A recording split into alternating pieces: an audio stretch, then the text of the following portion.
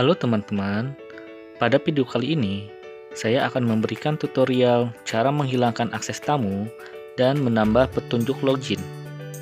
Langkah pertama adalah buka halaman e-learning, lalu login sebagai user admin.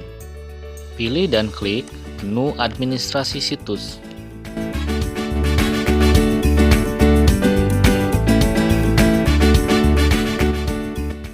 Klik menu plugin, lalu pilih pengaturan autentikasi.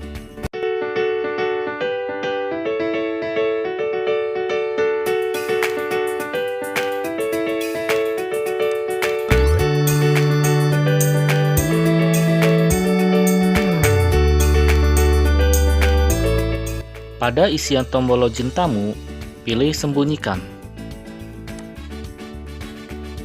Kemudian, pada isian instruksi, kita isikan instruksi login.